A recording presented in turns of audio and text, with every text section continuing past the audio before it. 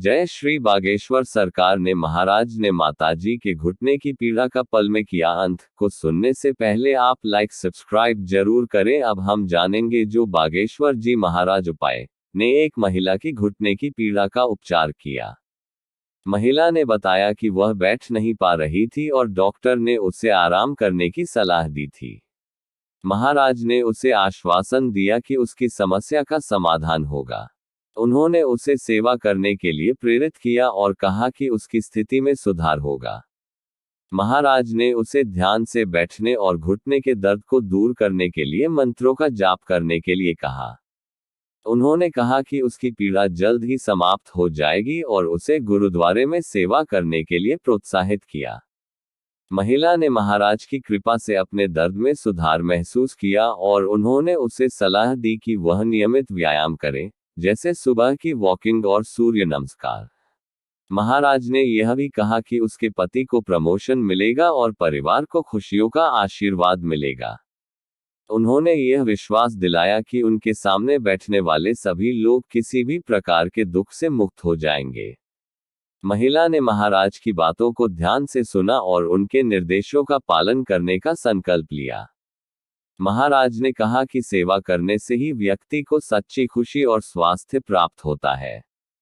उन्होंने महिला को अपने माता पिता के महत्व के बारे में भी बताया और कहा कि माता पिता का आशीर्वाद हमेशा साथ रहता है। महिला ने महाराज के आशीर्वाद से अपने जीवन में सकारात्मक बदलाव की उम्मीद जताई और उनके निर्देशों का पालन करने का वादा किया। महाराज ने उसे आगे बढ़ने और अपने स्वास्थ्य का ध्यान रखने के लिए प्रेरित किया, जिससे वह अपनी सेवा को और बेहतर तरीके से कर सके। बागेश्वर जी महाराज ने स्वास्थ्य के महत्व पर जोर देते हुए कहा कि हर व्यक्ति को नियमित रूप से सूर्य नमस्कार करना चाहिए। उन्होंने सलाह दी कि कम से कम 6 सेट सूर्य नमस्कार करना आवश्यक है, जिससे शरीर में ऊर्जा और ताजगी बनी रहती है।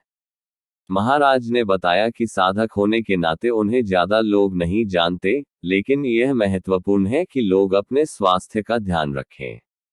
उन्होंने कहा कि डॉक्टरों की सीमाएं होती हैं और असली स्वास्थ्य का ध्यान खुद व्यक्ति को रखना चाहिए।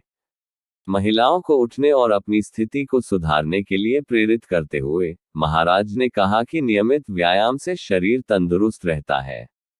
उन्होंने एक महिला से पूछा कि क्या वह अपने अनुभव साझा करना चाहेंगी। महिला ने बताया कि वह बहुत तकलीफ में थी और उसके शरीर में भारीपन महसूस हो रहा था। महाराज ने उसे आश्वस्त किया कि यह केवल शरीर का रोग है और मां पद्मावती की कृपा से यह समस्या दूर हो जाएगी। उन्होंने यह भी कहा कि अगर किसी को बड़े सपने देखने हैं, जैसे राजा बनने का, तो उसे अपने स्वास्थ्य का ध्यान रखना होगा। महाराज ने कृष्णगिरी में बैठे देवताओं की महिमा का उल्लेख करते हुए कहा कि उनका मुकाबला कोई नहीं कर सकता। उन्होंने सभी को भजन करने की प्रेरणा दी, लेकिन यह भी बताया कि जो कृष्णगिरी में है, उनकी शक्ति अद्वितीय है।